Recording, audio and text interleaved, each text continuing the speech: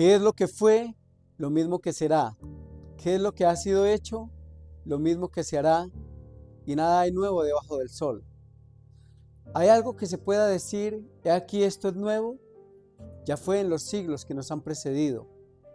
Pero lo que pasará es lo que ya pasó. Y todo lo que se hará ha sido ya hecho. No hay nada nuevo debajo del sol. Eclesiastés, capítulo 1, versículo 9 al 10. En estas palabras, el Señor nos hace saber que todo aquello que sucedió en la antigüedad se vuelve a repetir en el mundo, la sociedad y el sistema religioso en el que estamos viviendo. Es por tanto de mucha importancia que podamos indagar qué fue lo que fue, porque lo que fue es lo mismo que es hoy día. Lo que se hizo es lo mismo que se hace hoy día y se practica en el ámbito religioso. Bienvenidos a nuestro canal.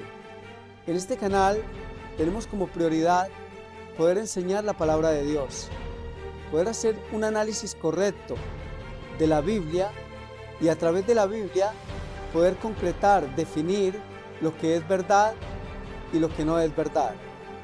¿Cómo poder nosotros saber si aquello que recibimos como verdad en nuestras iglesias, de boca de pastores, ministros, sacerdotes, cardenales, obispos y hasta del mismo Papa, es real o es mentira? Solamente pasando los dichos de los hombres a través del filtro bíblico, vamos a poder determinar si aquello en lo que creemos es la verdad de Dios o simplemente es la especulación y el engaño de los hombres.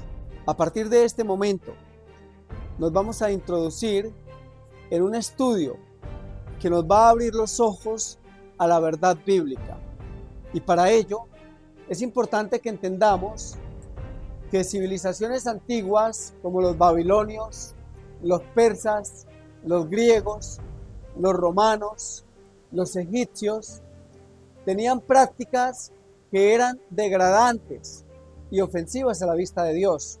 ¿Qué comprensión podemos tener nosotros de aquellas prácticas si no sabemos si lo que se practica hoy en el cristianismo es lo que dice la palabra de Dios, lo que está escrito en la Biblia, o si simplemente es una reproducción de prácticas religiosas y ritos paganos de antiguas civilizaciones?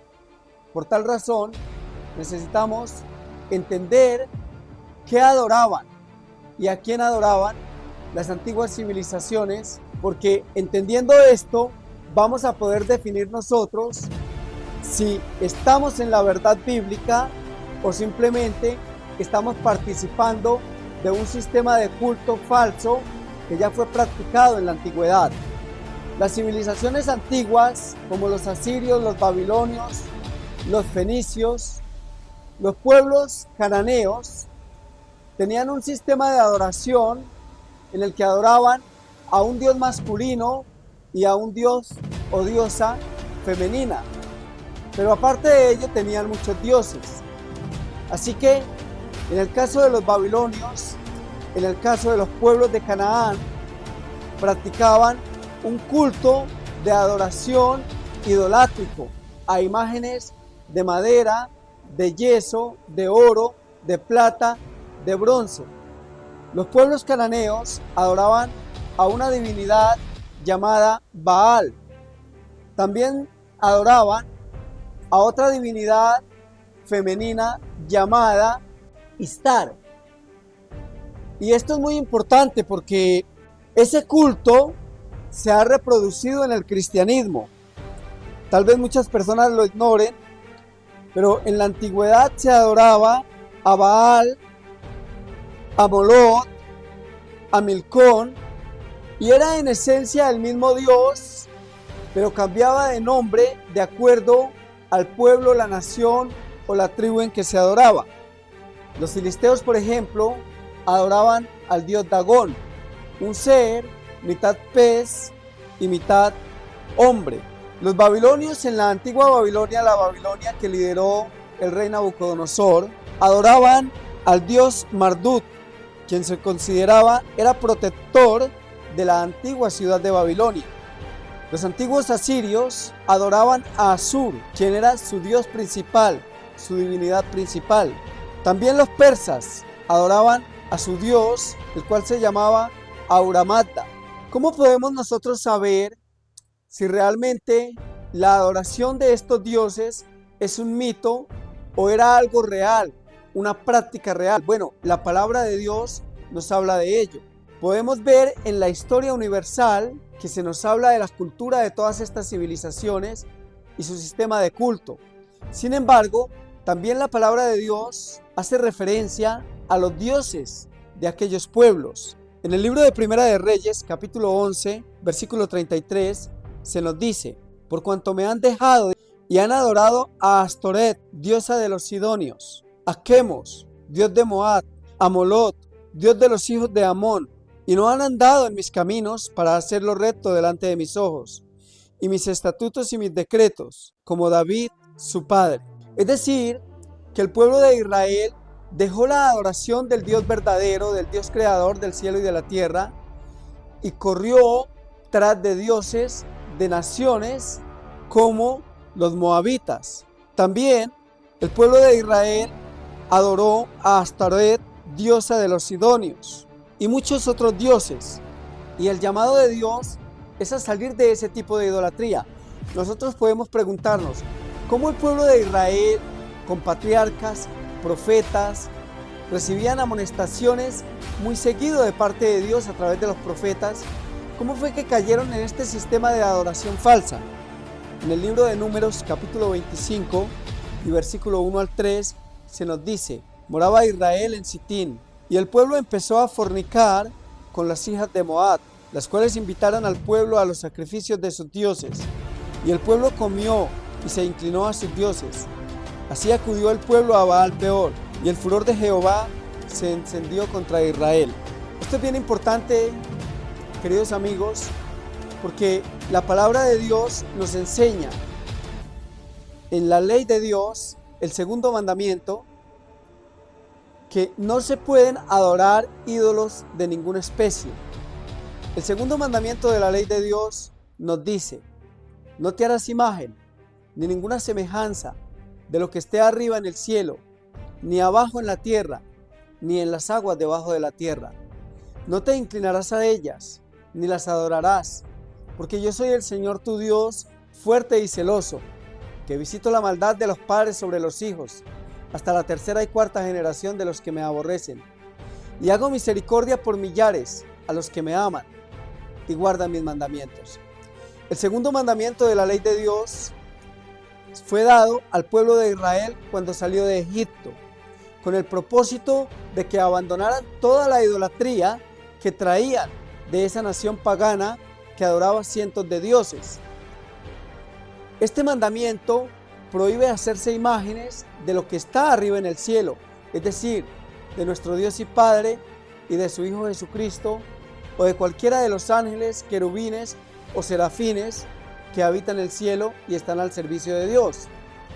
También nos prohíbe hacernos imágenes de lo que está en la tierra, es decir, de cualquier animal, becerro, como era una costumbre en las antiguas civilizaciones, adorar al toro y rendirle sacrificios. Baal, por ejemplo, dios de los cananeos, era una estatua que tenía cabeza de toro y cuerpo de hombre. Así que el mandamiento es explícito: no te harás imágenes de lo que está en el cielo ni de lo que está en la tierra, animales o hombres. Por tanto, no podemos hacernos imágenes de un hombre que haya muerto. Pero el mandamiento va mucho más allá: no te inclinarás a ellos ni los adorarás, porque yo soy el Señor tu Dios, fuerte y celoso. Así que el segundo mandamiento de la ley de Dios prohíbe no solamente hacer las imágenes, fabricarlas, sino también postrarse y adorarlas. Sin embargo, el pueblo de Israel cayó en este tipo de adoración falsa y fue amonestado a través de los profetas. En el Salmo 106, hablando precisamente de la adoración falsa a Baal que rindió el pueblo de Israel, se nos dice en el versículo 28 y 29: se unieron asimismo a Baal y comieron los sacrificios de los muertos. Provocaron la ira de Dios con sus obras y se desarrolló la mortandad entre ellos. En las antiguas civilizaciones, el culto a estas divinidades falsas estaba asociado con el culto y sacrificio a los muertos. Es decir, que el culto a Baal, a Molot y a todos estos dioses de las antiguas civilizaciones como Marduk, como Quemos, eran llevados a cabo con sacrificios humanos. Pero aparte de eso, también se hacían prácticas de hechicería donde se consultaban a los muertos, cosa que la Biblia prohíbe. En el libro de Eclesiastés, capítulo 9, versículo 5, se nos dice: porque los que viven saben que han de morir, pero los muertos nada saben, ni tienen más recompensa, porque su memoria es puesta al olvido.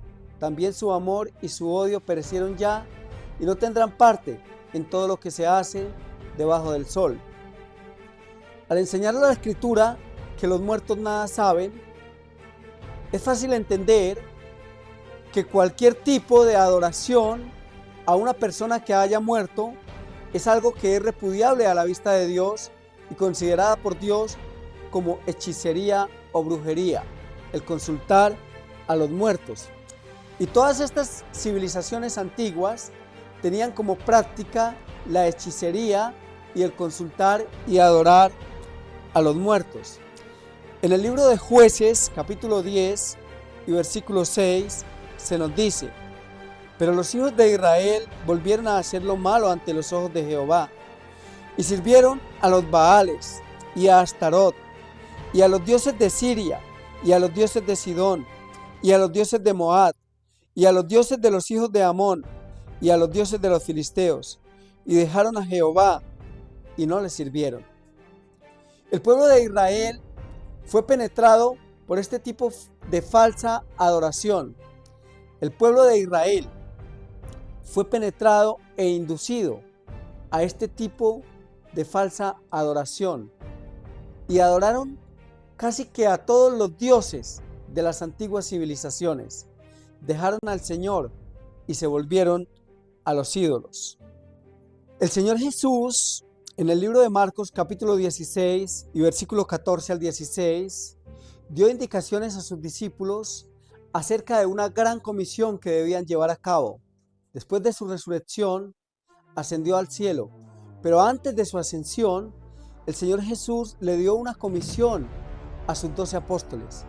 En esa comisión, el Señor les dijo que tenían que ir por todo el mundo a predicar el Evangelio.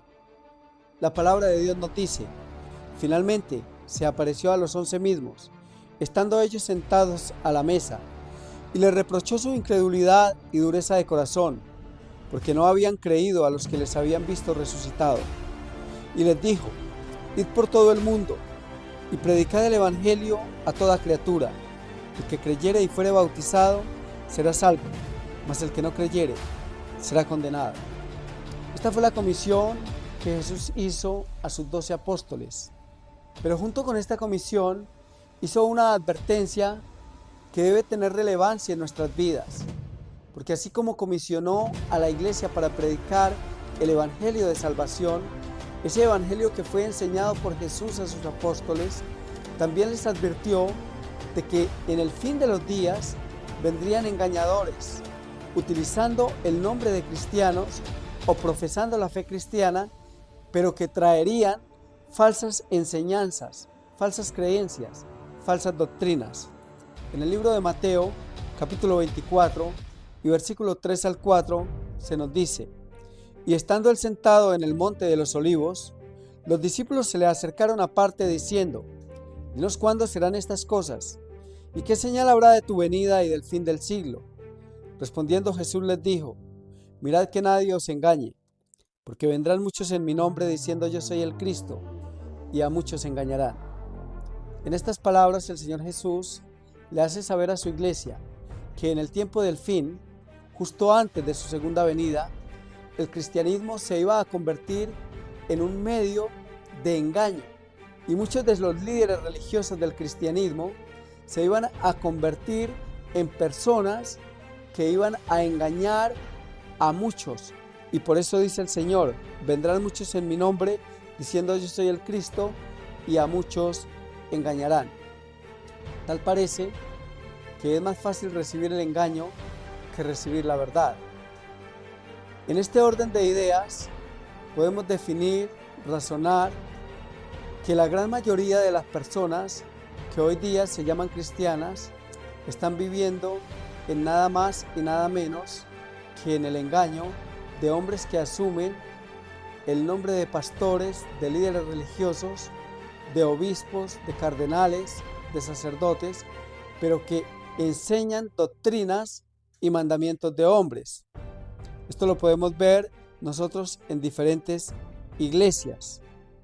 También el apóstol Pablo, en su segunda carta a Timoteo, le hace la siguiente advertencia en el capítulo 4 y el versículo 3 al 4. Porque vendrá tiempo cuando no sufrirán la sana doctrina, sino que teniendo comezón de oír, se amontonarán maestros, conforme a sus propias concupiscencias, y apartarán de la verdad el oído, y se volverán a las fábulas.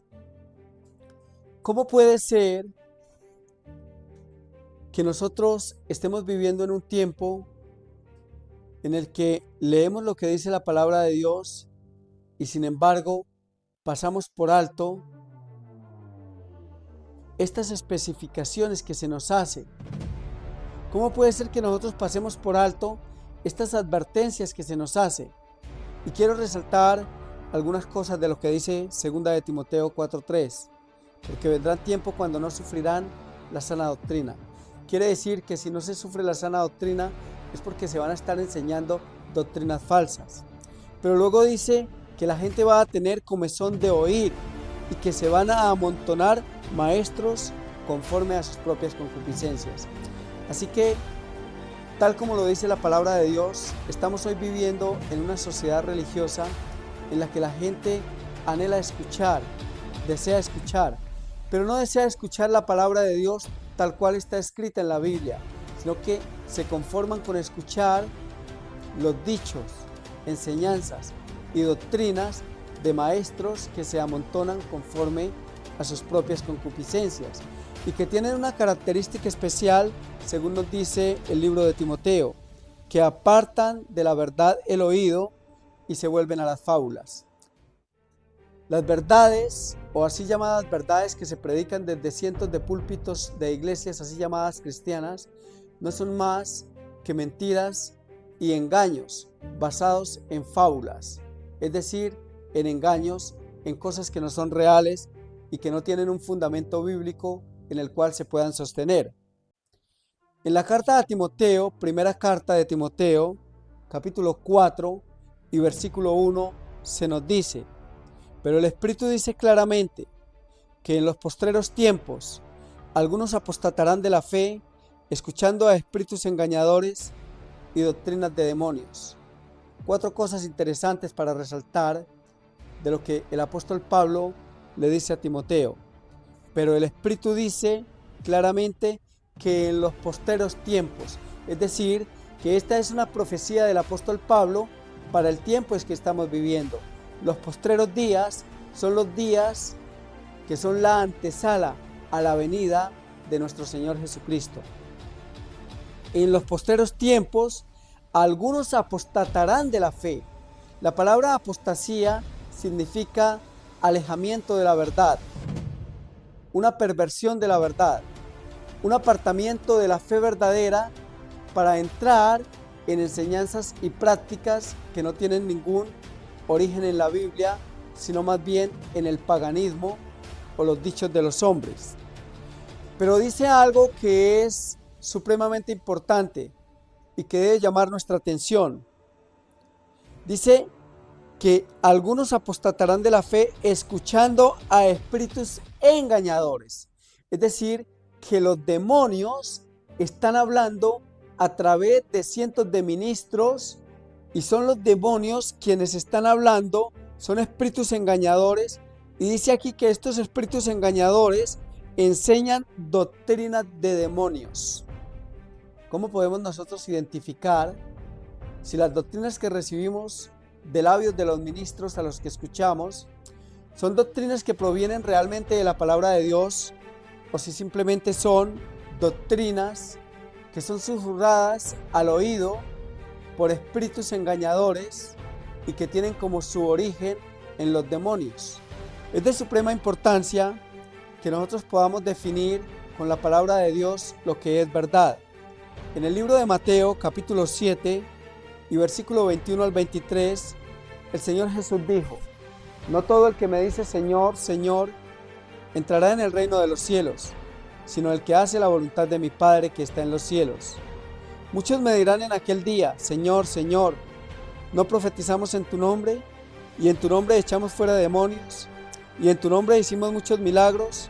Entonces les declararé: nunca os conocí, apartados de mí, hacedores de maldad. Esta palabra de Jesús es mucho más que una advertencia, es una profecía para el tiempo del fin.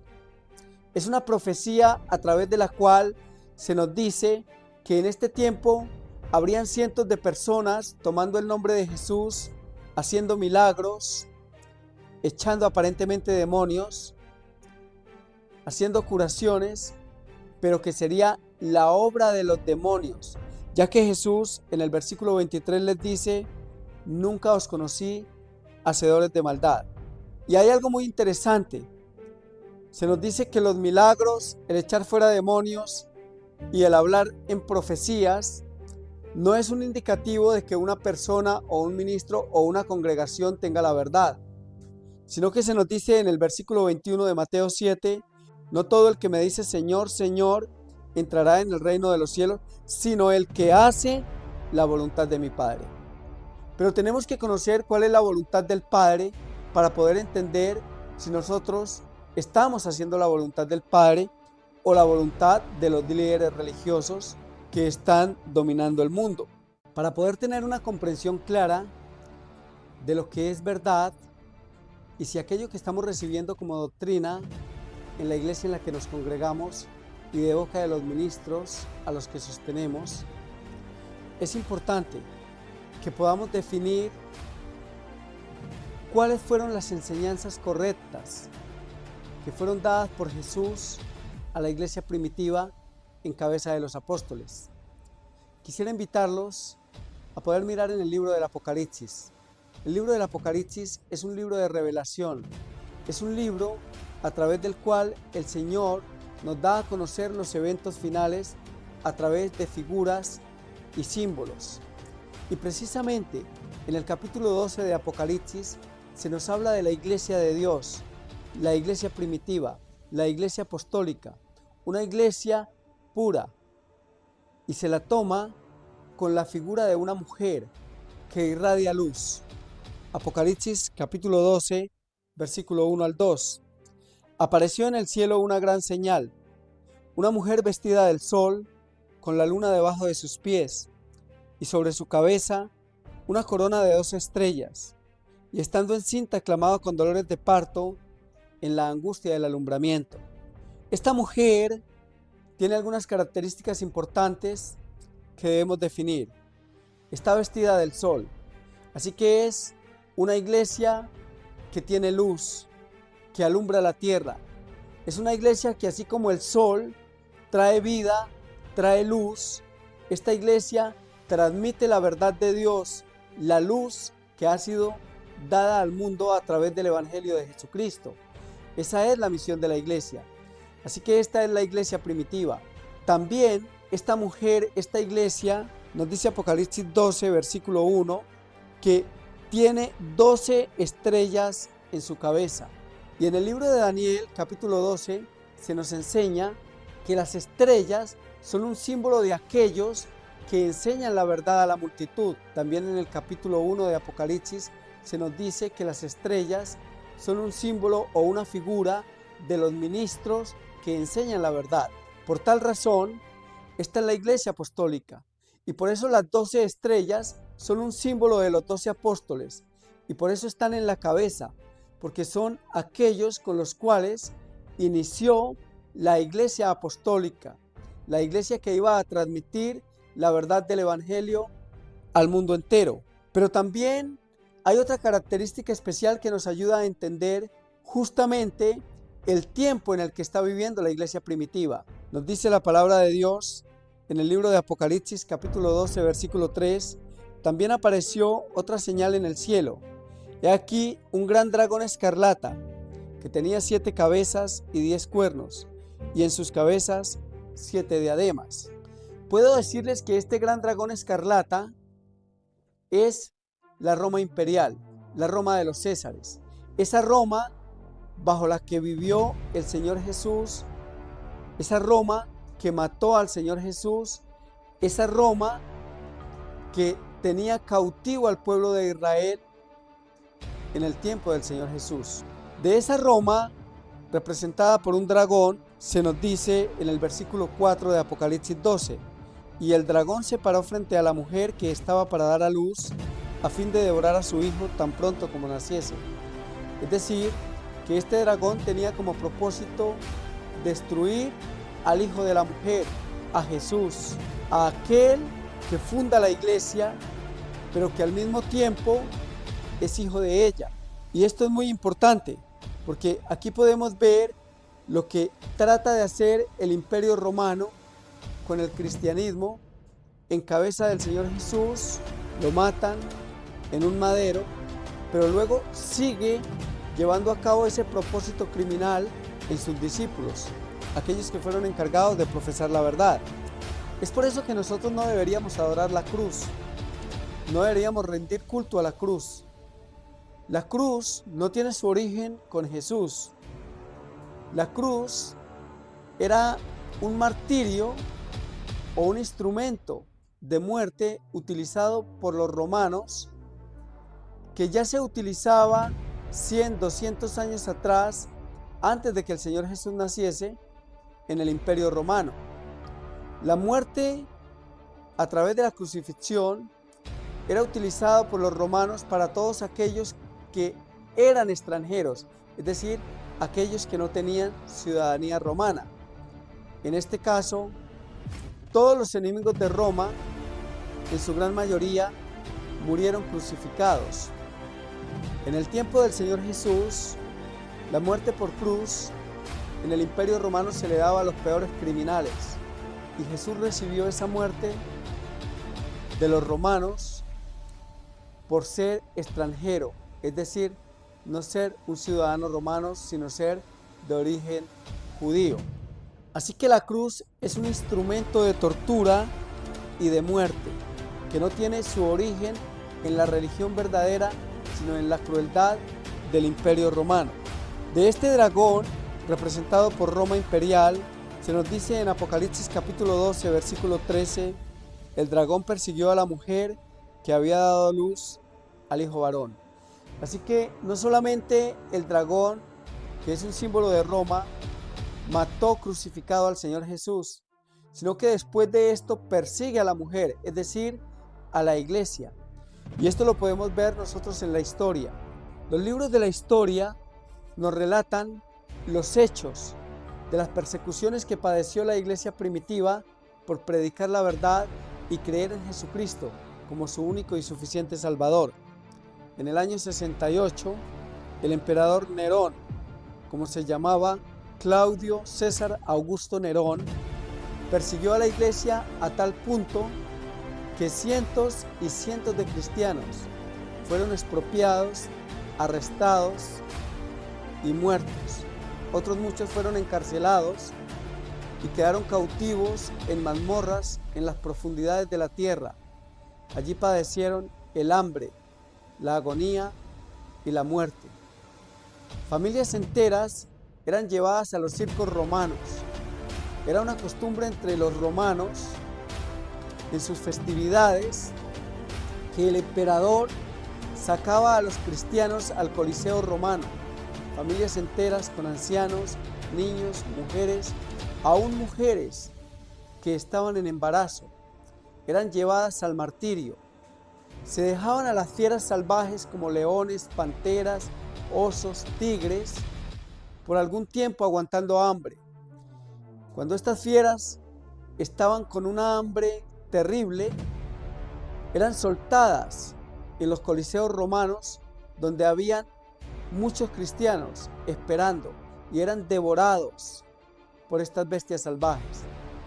Mientras que cientos de personas en las gradas del Coliseo romano aplaudían frenéticos por la sangre que corría de los cristianos. Así que Nerón fue uno de los emperadores que causó una mortandad terrible a la iglesia cristiana. También hubo otro emperador que en el año 250 persiguió a la iglesia cristiana. De hecho, dio un edicto imperial en el que pedía que todos los ciudadanos del Imperio Romano debían adorar a los dioses de los romanos, y más exactamente debían rendir ofrendas y adoración al César. Los cristianos, por supuesto, se resistían a adorar otro dios que no fuera el de la Escritura, ya que tenían conocimiento del segundo mandamiento de su ley: no tendrás dioses ajenos delante de mí, no te harás imagen ni ninguna semejanza de lo que está en el cielo ni en la tierra, es decir, primero y segundo mandamiento de su santa ley. Así que miles de cristianos fueron muertos, fueron martirizados, fueron escarcelados, fueron expropiados por el simple hecho de no adorar a los dioses de Roma y a César. También otro hombre que fue emperador a partir del año 303, y este fue Cayo Aurelio Diocleciano, emperador de Roma. Y en los anales de la historia se encuentra esta persecución y se conoce con el nombre de la persecución de Diocleciano. Diocleciano persiguió a la iglesia cristiana por 10 años, en la que fue diezmada la iglesia. Cientos y cientos de cristianos fueron perseguidos, encarcelados y asesinados. Luego vino un emperador que aparentemente ayudó al pueblo cristiano, y fue el emperador Constantino.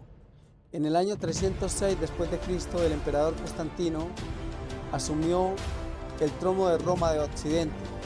Para este tiempo, el Imperio Romano se había fragmentado en dos. Estaba dividido entre Roma de Occidente y Roma de Oriente. Por tanto, en Occidente había un emperador que en este caso era Constantino, y en Oriente Magencio. Pero cada uno de ellos quería el control total del imperio. Por tanto, reunieron sus ejércitos y fueron a la batalla en un sitio conocido en la historia como Puente Milvio. Los dos ejércitos lucharon encarnizadamente y Constantino logró vencer a Magencio y tomó el control de todo el imperio romano. Así que en adelante el imperio de Constantino no fue solamente Roma occidental, sino que tomó el control de Roma oriental y unificó todo el imperio en uno solo. Y en el año 313, el emperador Constantino, que era por supuesto un emperador pagano, pero que aparentemente se convirtió al cristianismo, dio un edicto que se conoce como el Edicto de Milán. Voy a leer un apartado de este edicto. El Edicto de Milán dice de manera literal que a los cristianos y a todos los demás se les conceda libre facultad de seguir la religión que a bien tenga. Sea lícito a cada uno dedicar su alma a aquella religión que estime conveniente. Estas son copias de las constituciones imperiales de Constantino y Licinio, traducidas del latino al griego. Ahora, qué importante esto, porque este edicto le daba la facultad a la iglesia cristiana de adorar libremente la fe, o seguir más bien en la fe y la adoración que habían recibido. Es decir, que ya la iglesia cristiana no tenía que esconderse en sótanos, ni en montes, ni en cuevas para cantar y adorar a Dios, sino que podía adorar libremente en cualquier parte del Imperio Romano. Cualquier persona podría decir: esto fue muy positivo, porque ahora los cristianos no fueron perseguidos. ya los cristianos no fueron torturados, ya los cristianos no fueron expropiados, ya los cristianos no murieron siendo comidos por las fieras. Sin embargo, como Constantino era un emperador pagano y dio libertad al cristianismo para adorar, Constantino empezó a mezclar la religión pagana de los romanos, es decir, la adoración al dios Júpiter, a la diosa Juno y a otros cientos de dioses como Saturno y muchos más, y empezó a mezclar la adoración de estos dioses con el cristianismo. La historia nos dice que las estatuas de los templos paganos, del templo de Júpiter, por ejemplo, fue trasladada a los templos cristianos. Y entonces ya no se les llamaba Júpiter, sino que ahora se le llamó Pedro. La famosa y reconocida escritora Helena Harmon nos habla un poco de lo que fue la conversión o la aparente conversión de Constantino. Nos dice de la siguiente manera: la conversión nominal de Constantino a principios del siglo IV causó gran regocijo en el mundo. Recubierto con el manto de la justicia, se introdujo en la iglesia. De allí en adelante, la obra corruptora progresó rápidamente. El paganismo vencido en apariencias fue realmente el vencedor. Su espíritu dominó a la iglesia. Y escuchen esto: sus doctrinas, ceremonias y supersticiones llegaron a formar parte de la fe y el culto de los profesos seguidores de Cristo. Es decir, que en esta mezcla del paganismo y el cristianismo, los ritos y formas de culto del paganismo y la idolatría del paganismo fue trasladada al cristianismo. Y es de allí de donde nosotros podemos ver que surge lo que hoy conocemos como la Iglesia Católica Romana. Precisamente por eso se llama Católica Romana, porque es una mezcla del romanismo y el cristianismo. Y es fácil poder ver, como pueden ver en esta imagen, del dios Júpiter, dios principal de los romanos. Pueden ver que tiene un halcón en un costado y tiene un pie que sobresale en el muro. Cuando nosotros vamos y vemos la imagen de San Pedro en el Vaticano, pues podemos ver que también tiene un pie que sobresale. ¿Y saben por qué? Porque lo que registra la historia es que la imagen del dios Júpiter fue trasladada al templo cristiano y dejó de llamársele Júpiter y ahora se le dio un nombre cristiano, San Pedro. Y el Señor Jesús advirtió acerca de seguir tradiciones y costumbres o doctrinas que no tienen un fundamento en la Biblia, sino que son simplemente el resultado de juntas y concilios eclesiásticos que no son dirigidos por Dios, sino por espíritus engañadores y doctrinas de demonios. Marcos capítulo 7, versículos 5 al 7. Respondiendo él les dijo: hipócritas, bien profetizó de vosotros Isaías, como está escrito: este pueblo de labios me honra, mas su corazón está lejos de mí, pues en vano me honran enseñando como doctrinas mandamientos de hombres. No pretendo cuestionar la sinceridad de ningún cristiano católico. Por supuesto que sabemos que hay cientos de católicos que son sinceros en su proceder, pero lo que condenamos es la práctica, no la sinceridad. Por tal razón, todo católico que realmente ama a Dios, que ama la verdad, que quiere ser salvo, que quiere ir al cielo, examinará si aquello que está haciendo doctrinalmente, creyendo, practicando, es el resultado de las doctrinas de Cristo y los apóstoles, de los patriarcas y los profetas, o simplemente es una tradición, es una enseñanza, es una doctrina y un mandamiento de hombres. Es importante esto, porque la Escritura nos dice, el Señor Jesús nos dijo: este pueblo de labios me honra, pero su corazón está lejos de mí. ¿Por qué el Señor Jesús dijo esto? Porque con la boca le decimos Señor, pero con el corazón no le obedecemos. Y luego el Señor dice, pues en vano me honran. O sea, es una honra banal, es una honra que Él no acepta, en vano me honran, enseñando como doctrinas, mandamientos de hombres. Yo los invito para que por la gracia de nuestro Señor Jesucristo, cada uno de nosotros podamos examinar si aquellas doctrinas que estamos practicando tienen como fundamento la palabra del Señor, las enseñanzas de Cristo y sus apóstoles, o simplemente son el resultado de un credo impuesto a través de una tradición. Que el Señor los bendiga y que podamos todos buscar la verdad a través de la palabra y una relación permanente y auténtica con el cielo. Dios nos guarde. Si este video ha sido importante para usted, por favor distribúyalo. Y si desea más información acerca de este tema y otros temas, puede comunicarse al número de teléfono que aparece en pantalla y recibirá material totalmente gratis.